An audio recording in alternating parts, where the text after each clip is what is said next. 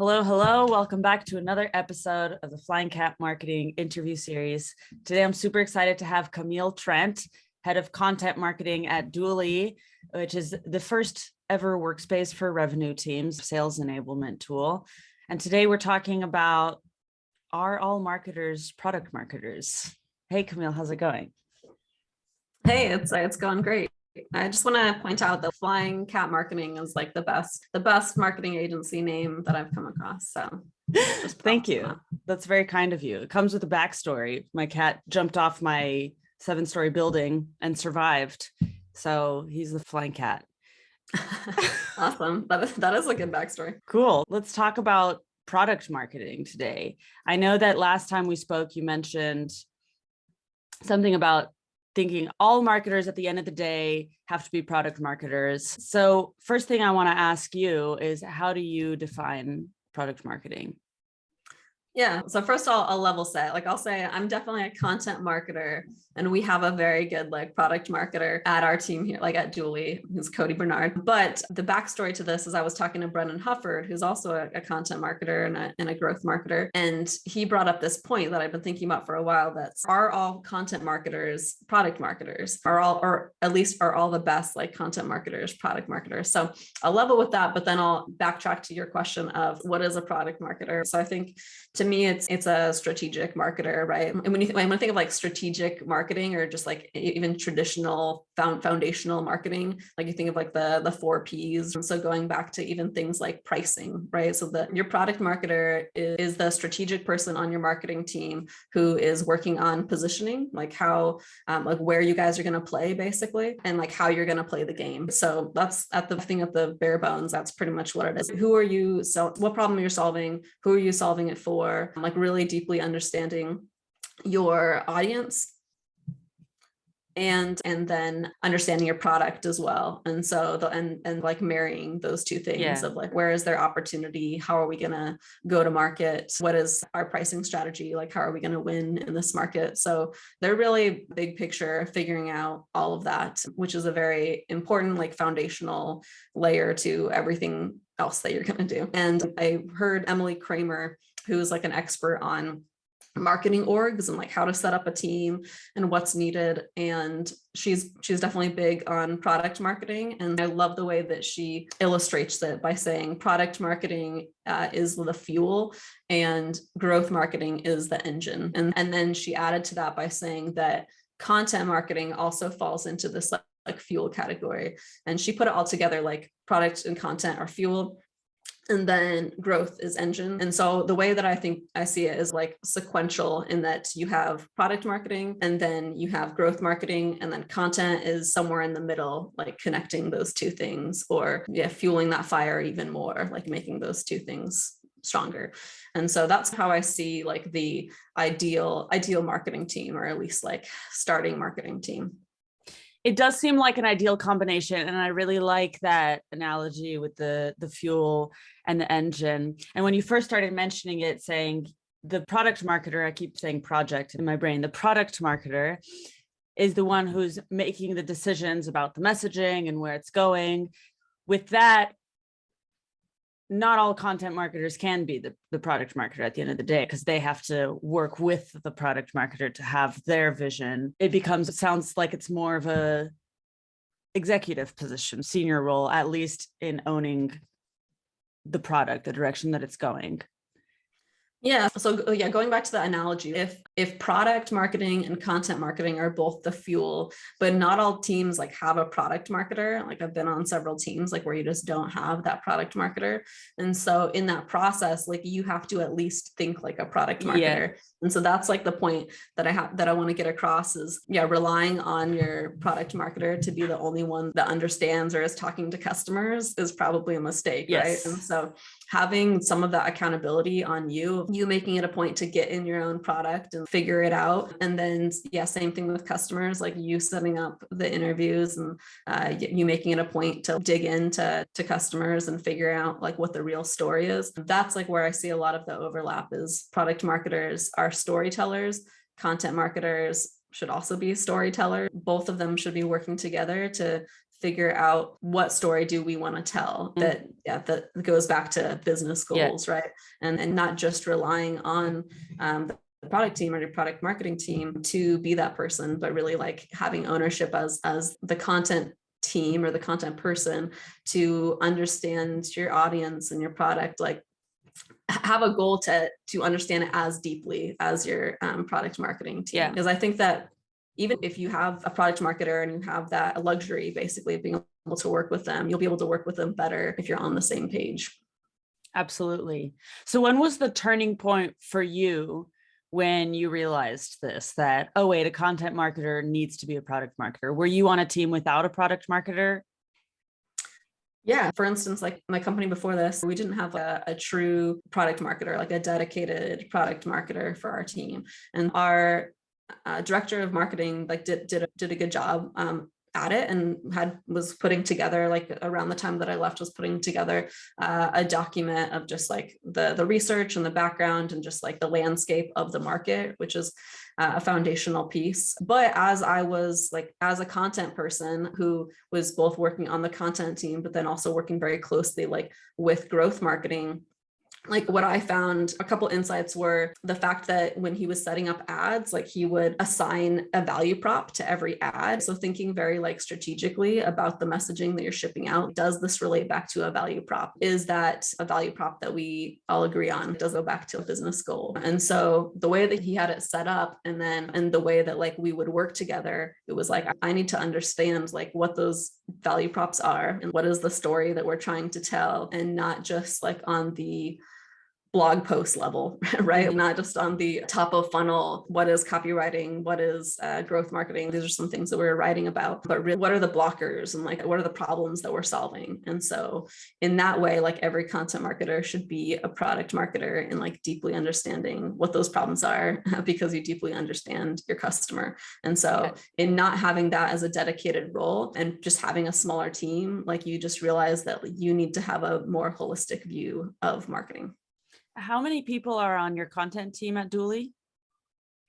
Yeah, so it's me as the head of content, and then we have a life cycle marketing manager. That one is still, I think, has some growth type responsibilities in there, right? Like where it's building audience, it's like understanding and optimizing the funnel. So on both teams on that one, but more on the content team. And then we also have a events manager as well. And we have a front-end developer that again is like a shared resource. So it's on the marketing team in general. But yeah, those two/3 are on my team. Are you guys writing all of the content, or do you work with any external people? We do work with some external people. So right now I just work with a couple freelance writers for some longer form pieces this is like a new initiative. So we're just barely starting that. And then we also have a partner that we've had for a while that writes more shorter form blog posts for us or helps us with them as a subject matter expert. And yeah, those are the main resources. I should mention, we also work with some freelance designers as well. So a lot of the content execution is freelancers in terms of design and then the actual writing. So how do you pass on this knowledge that you gain from interviewing clients? Do you have them do some of that too? Do you have them listen to all of your interviews, or how does that work? Yeah, that's a good question. Two things that I'll do is and again, this is a pretty new initiative, so I don't have a perfect plan for this, but when I'm going through the brief, like I'll leave comments throughout it because I probably know the content best, or I know like our ecosystem best. So when I go through it, I'll leave comments of, check out this podcast or check out this blog, and try wherever possible to insert like our subject matter experts if I know they already have an answer to some of these questions, or if they have something that will inform the piece. So that's what I'll do, is I'll point them in the right direction. Some other things that I'm trying to optimize better, but we have like a content matrix of here's like the past content. So it's easier to sort by topic, like they all have a topic assigned to them. And so I'll give that to freelancers and then point them in the direction of our Why Duly page, which is like something that was created by a product marketer. This is our story. This is our purpose, basically, and having them start there, I think, was helpful for me in understanding that story. So that's a good resource. that'll point them to. And then, yeah, in some cases, introing for those interviews. And I've made some intros to like this RevOps director on our team. She'll be able to answer your questions about this. And that again puts us as the subject matter experts on that. We have some like really smart people on our team. And so anytime that I can leverage them, I will. And in other cases, I've done the interviews and I've just like pulled out some of the things, the best stuff, like my notes from it for them to use. Okay. Have you made any mistakes doing this along the way that you want to share? Yeah, I think it's always a work in progress. So one of the least efficient, but probably most successful ways of doing it, I think, is if I do the interview and I'm taking really good notes along the way, and I can actually, as I'm doing the interview or right after, have those like some of the pull quotes that I really like in there, and then sprinkling those throughout the outline. So that I would recommend, but then the next step is like figuring out how you can scale that. So that went well. There were other times where I think I just didn't provide like enough examples or enough like resources. And so anytime that you can provide, it's a lot, but 1 to 2 like just sources, like journalistic like type sources of like, go interview this person and ask them these questions. I want them to specifically inform like these 2 or 3 sections. And then I think that is more successful than go out and interview someone for this piece. It needs to be a little bit more detailed than that. And especially if it's an internal expert and I know that they are well-versed in this one thing, but are probably not going to be the person to talk to about this other thing, that just being a little bit more specific of giving them to the actual expert instead of just a generalist like on that topic. Love it. So do you think that product marketing can be outsourced? It's a good question. I have a little bit of interesting insight here in that I used to work for Marketer Hire, right? And so their platform is freelance marketers. And interestingly, I'd have to see if this changed, but at least at the time, they didn't have a product marketer. They would be asked for that more and more. Like that was becoming like a bigger demand. Just in general, I think people are hiring more in-house than people are looking for that skill set. But it's a hard thing to outsource, right? Like it's very close to your product, and it really needs to be like treated as if they're part of your team. And I think freelancers and agencies, if you set it up, like they can just feel like an extended member of your team. But I think there's like this other factor of like the skin in the game and just like being really passionate about it. And I think like when you can find a product marketer that really resonates with the vision and what you're trying to accomplish, it's just more likely, I think, to work in-house because you need to be deep in the product and you need permissions like to do some of those things. And then you also need to be tight with the CEO and leadership to understand those things. And then just going out and doing all the interviews, that's a little bit easier. It can be harder though to get access to a company's customer base if you are an external partner. So I think for all those reasons, it makes more sense to have it in-house. And the last thing is, again, it's like a very foundational piece. I think it should be one of your first hires, and it doesn't necessarily make sense for it to be a freelancer. If you're going to hire a few marketers, product marketing should be one of those. I agree. If you're working with an external partner, they need somebody to liaise with. And ideally, that's going to be the marketing hire, the first marketing person that you have, or some head of marketing or marketing associate. And they need to have that kind of information. I think it would make it pretty challenging to only have a third party be the product marketer and not have one in-house. Yeah, absolutely. What's the best way that a content, I guess you already addressed this actually, but if there are other ways that content marketers, copywriters can work best with the product marketer, what are those ways? Yeah. So one thing that I do is I'll meet with our product marketer once a week and just sync up on what he's working on, what I'm working on, how we can assist one another. So for instance, if he's doing a product launch, how I can help amplify that on more content channels, and then providing like my edits to the content that he's producing, and then vice versa of if I'm like working on a content strategy, for instance, or if I'm thinking about a content play, getting his feedback on do you think our customer base cares about this? Have they been asking about this? I do my own research as well, but talking to him to get a gut check on a lot of things has been really helpful. Content strategy, and then even like specific content plays. Let's see, another good example was he'd done this exercise of the jobs to be done for sales. So what are the different stages of sales? What are the stages of the sales process? And he'd done a good job of just nailing those down and categorizing those.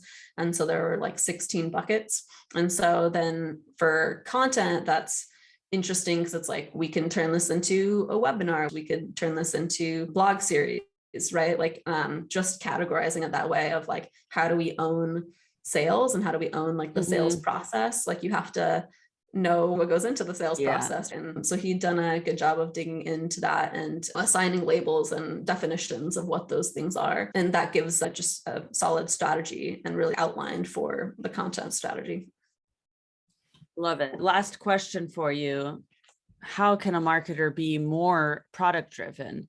I guess it really encompasses, from what I understand, it's getting dirty, talking to customers, doing more than just looking at numbers and data or just words and researching online, but actually talking to them. But I'd love to hear your take on it as well. Yeah. So you're right. Like it starts with those things, like some more actionable formats that where it's helpful is a product marketer is usually the person who is developing your positioning and then even turning that into messaging. So this is where, again, it sometimes crosses over with content. Sometimes that person is like the content marketer that is responsible for creating that messaging that you can then use on the website, that you can then use in ads, that you can use like throughout your content. And so before you even think about content and like the stuff that's going to go out into the world, like thinking about what is our positioning, what's our like unique stance and story that we're telling, and then how are we gonna talk about it? That's more of like the messaging of like, how do we talk about that messaging? What does it look and feel like? And then what is the tone of voice? What is our sort of go-to-market plan with that messaging? And how do we turn it into content that's backed by product and that's backed by the messaging? So it's just like a little bit more obvious, like where there's overlap is that product marketing doing like that positioning, doing some like the messaging, but really it's like a collaborative effort when you get to the messaging and then the content side of things. Ideally, you have both of these people working on the website. Or if you don't have a product marketer, again, like a lot of teams do, I would recommend getting it. But if you don't, taking it on yourself, like as the content marketer, you know how to tell a story and you should be digging into your brand and like your problem and like the market opportunities and making sure that all of your content comes from that place, comes from your brand and your positioning and your messaging. Moral of the story as well, even if you do have a product marketer, as a content marketer, you still need to go talk to people. You still need to do that research and you still need to liaise and talk to the product marketer and tell that story. Yeah, exactly. That was a great summary. Camille, this has been great. Thank you so much for your time. This has been really interesting. I want to say, I don't know if you're super active on any other platforms. I was going to say the best place to connect with you if people want to follow you is that LinkedIn. Yeah, that's accurate. Cool. So everybody follow Camille on LinkedIn. I've been fangirling over your content for a while now. It's very good. She posts very frequently. So thank you again for joining me today. Yeah, absolutely. Thank you for having me. Absolutely. And if anybody who is watching or listening to this episode liked it, please do share it, subscribe, leave a comment below, let us know that you watched it, and we'll see you next time. Liked it, please do share it, subscribe, leave a comment below, let us know that you watched it, and we'll see you next time. Goodbye.